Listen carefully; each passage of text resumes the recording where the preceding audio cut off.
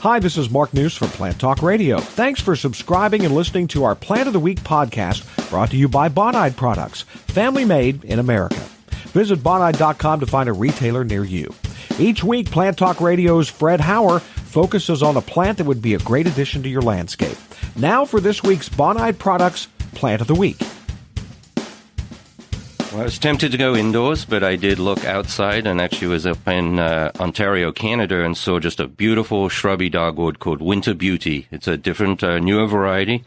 Brilliant orange stems this time of year with little red tips on them. And so a change from the regular yellow or red twig dogwoods, beautiful orange, and that's Winter Beauty dogwood. Looks great against a backdrop of a fence or evergreens. Of course, with the snow, really stands out and really caught my eye. Easy to grow and has a lot of interest. I think the winter is its best time, but it also has a little white flower in June, a fruit in the fall. Not very significant, but the birds like to eat it, so that's helpful. Mm-hmm. And then fall color, the leaves go from a yellow to a purple depending on the temperatures and the season. So a lot of interest from this plant.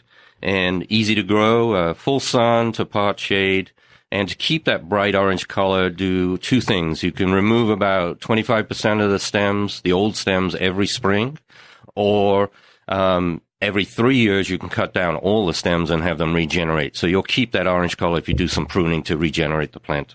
And again, that was Winter Beauty dogwood, and I guess it's fairly common to find in the garden centers here in Ohio? Yeah, and actually, I think it will be. I think there's several varieties that are very similar. So there are some newer dogwood varieties. So if you can't find that exact one, do a little research, but you'll go look in the garden centers and maybe go in the off time of year like this, where you'll see what looks good in the winter and think about that for your own garden later.